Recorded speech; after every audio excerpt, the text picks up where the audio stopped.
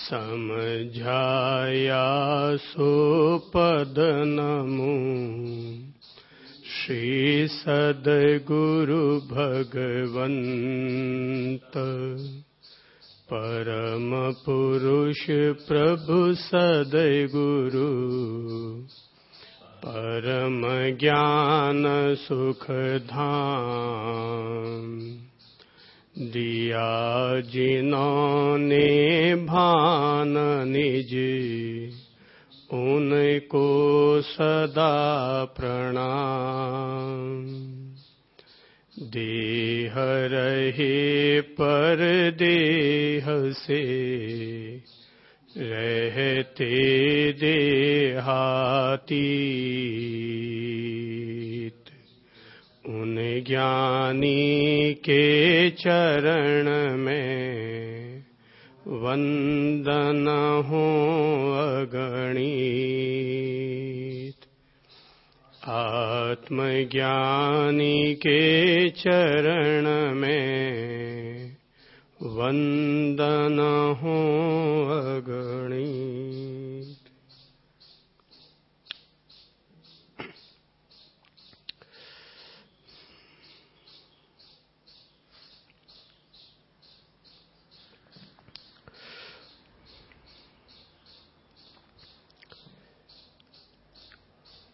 बात की शुरुआत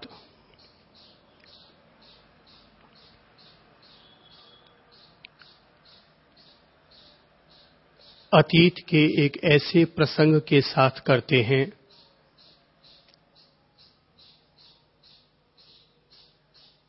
जिसका स्वयं मुझ पर भी प्रभाव रहा है।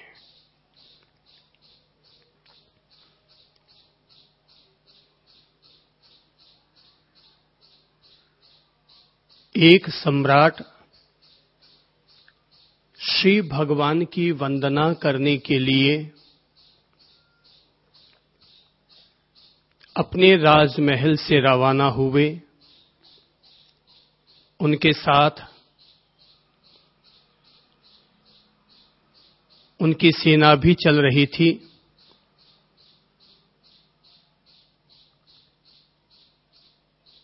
मार्ग में उस सम्राट ने एक राजर्षि को देखा, एक संत को देखा।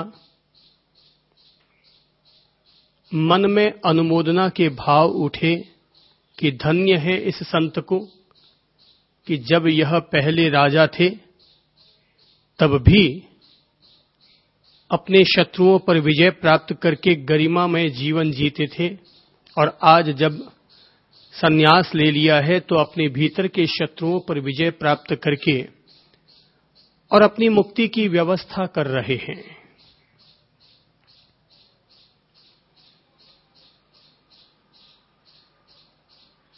सम्राट उस राजर्षि की अनुमोदना करते हुए वहां से निकले चले जा रहे थे। जब वे श्री भगवान के समक्ष पहुंचे तो वे अत्यंत हर्षित थे और उन्होंने श्री भगवान की वंदना करते हुए कहा कि भगवान, आज रास्ते में मैंने एक ऐसे दिव्य संत के दर्शन किए, पर मेरे मन में जिज्ञासा जग रही है कि जिस क्षण मैंने उस राजर्षि के दर्शन किए, यदि उसी क्षण उस राजर्षि की मृत्यु हो जाती तो उन्हें कौन सी गति मिलती। श्री भगवान सम्राट के प्रश्न को सुनकर थोड़े से मुस्कुराए और कहने लगे, राजन, मन का खेल बड़ा विचित्र है। बाहर से दिखाई देने वाला संत भीतर से कब कहां पहुंच जाता है, इसका कोई अता पता नहीं चलता। राजन, जिस क्षण तुमने उस राजर्षि के दर्शन किए, यदि उस क्षण उनकी मृत्यु हो जाती तो वे मरकर के 7वें नरक में जाते। स्वाभाविक है कि ये उत्तर सुनकर के सम्राट चौंकेगा कि मैं जिस राजर्षि की अनुमोदना करते चला आ रहा हूं, उनके लिए श्री भगवान का यह कहना कि अगर उस क्षण उनकी मृत्यु होती तो वे 7वें नरक में जाते। स्वयं श्री भगवान के वचन पर ही उन्हें संदेह हो उठा। सम्राट ने 2 मिनट के बाद फिर पूछा, भगवान यदि उसके 2 मिनट के बाद उनकी मृत्यु होती तो? भगवान ने कहा कि पहली नरक। सम्राट को लगा कि यह तो बड़ी विचित्र पहेली हो गई। 2 मिनट के बाद फिर पूछा कि भगवान यदि उसके 2 मिनट के बाद मृत्यु होती तो? भगवान फिर मुस्कुराए और अपनी रहस्यमयी मुस्कान के साथ कहा कि सम्राट अगर उसके 2 मिनट के बाद मृत्यु होती तो राजर्षि को पहला देवलोक उपलब्ध होता। और ज्यादा रहस्यमयी बात हो गई। कहते हैं कि इस तरह से 1-1, 2-2 मिनट के बाद फिर सम्राट अपना प्रश्न पूछता चला गया। आखिर में श्री भगवान ने, सद्गुरु ने सम्राट से कहा कि हे सम्राट, अब तुम 2 मिनट के लिए मौन हो जाओ, क्योंकि ये अद्भुत घड़ी आ चुकी है जो कि किसी भी साधक के साधना काल में घटित नहीं होती है, और उस साधक को यह घटना घटित हो चुकी है। बोले क्या हुआ भगवान? बोले वह व्यक्ति अब सिद्ध बुद्ध और मुक्त हो चुका है। अब तो मुझे खड़े होकर के उन्हें प्रणाम करने के भाव पैदा हो रहे हैं। यह अद्भुत क्षण है, यह क्षण अद्भुत क्षण है। ऐसा अपूर्व करण घटित हुआ है कि वे सिद्ध बुद्ध और मुक्त हो चुके, उन्हें परम ज्ञान, परम संबोधि लाभ प्राप्त हो चुका है। सम्राट लगातार इस रहस्य को समझ न पा रहे थे, उधेड़ बुन में उलझते चले जा रहे थे कि ये कौन सी अटखेलियां खेल रहे हैं श्री भगवान। लेकिन तभी देखा कि चारों तरफ प्रकाश ही प्रकाश फैल रहा है, जिससे स्वयं सम्राट को यह विश्वास हो गया कि वो राजर्षि अब सिद्ध बुद्ध और मुक्त हो चुके हैं। आखिर में श्री भगवान ने इस सारे रहस्य से पर्दा उठाते हुए कहा, ऐ सम्राट, मैंने पहले ही कह दिया था कि व्यक्ति के मन की अटखेलियां बड़ी विचित्र होती हैं। ये मन कहां से कहां पहुंच जाता है, कैसी किस तरह की प्रतिक्रियाएं करने लग जाता है, इसके बारे में कोई भविष्यवाणी नहीं की जा सकती। सच्चाई यह है राजन कि जब तुम आ रहे थे मेरे पास तो रास्ते में तुमने राजर्षि को देखा, लेकिन तुमसे पहले तुम्हारे 2 सिपाहियों ने उस राजर्षि के दर्शन किए और वे आपस में एक दूसरे को टिप्पणी करने लगे कि देखो धन्य है इस राजर्षि को कि जो आज इस तरह से साधना करते हुए एक पांव पर खड़े होकर एक हाथ आसमान की तरफ किए हुए और अपनी सघन तपस्या कर रहे हैं, सघन साधना कर रहे हैं। दूसरे ने कहा, अरे काहे की साधना है, अरे तुम नहीं जानते कि इनके राज्य पर इन्हीं के मंत्री सेनापति उन्होंने षड्यंत्र रचा है और वे इसके बेटे पर आक्रमण करने पर उतारू हैं।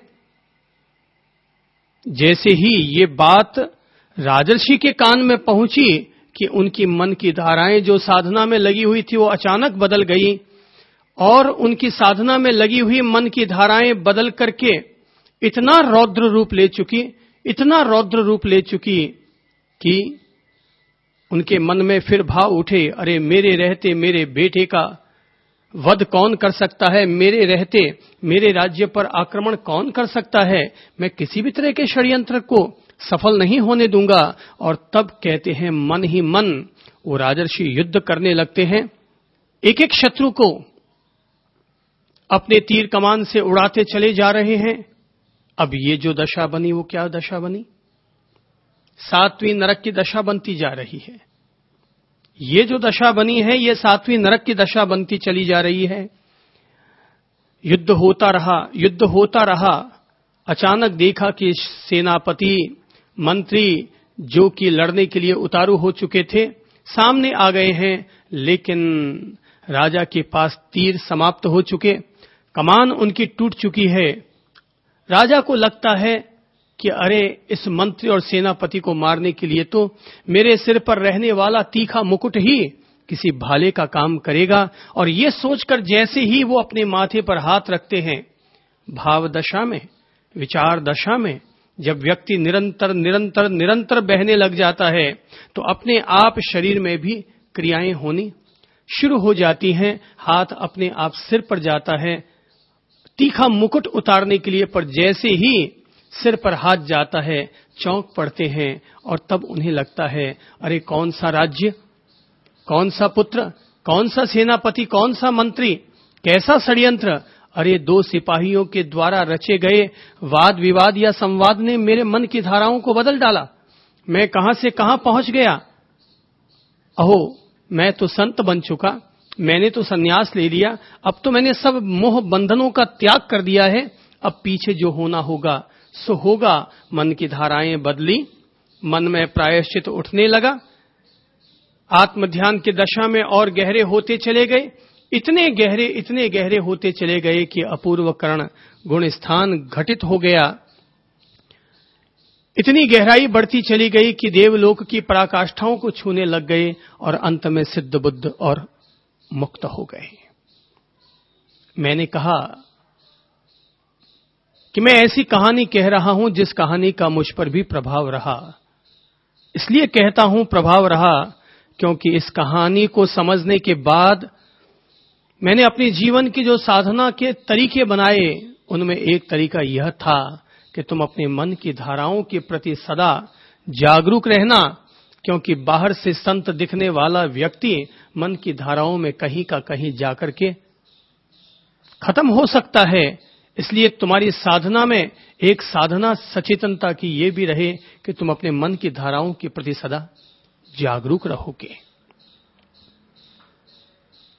प्रश्न यह उठता है कि राजर्षि के मन में किसी के संवाद को सुनकर के, किसी की टिप्पणी को सुनकर के जो मन में स्वरूप बनता है, जो आक्रोश जगता है, जो युद्ध के लिए वो तैनात हो जाते हैं, शस्त्र प्रहार करने लग जाते हैं, यह स्थिति क्या है। श्री भगवान कहते हैं आज हम ध्यान का जो सूत्र ले रहे हैं वो सूत्र हमें इस कहानी की तरफ प्रेरित करता है और कहानी को साथ में जोड़ने के लिए प्रेरित करता है कि सोचो कि जब एक राजर्षि सन्यास लेकर के, एक राजा सन्यास लेकर के मन के विकृत धर्मों के कारण, मन के रौद्र स्वरूप के कारण 7वीं नरक में मर करके जाने की तैयारी कर सकते हैं, तो फिर बंदे अपन लोग तो सामान्य प्राणी हैं, इतना बड़ा कोई त्याग भी नहीं किया है, कोई राजमहलों का त्याग नहीं किया है, छोटे मोटे त्याग किए हैं।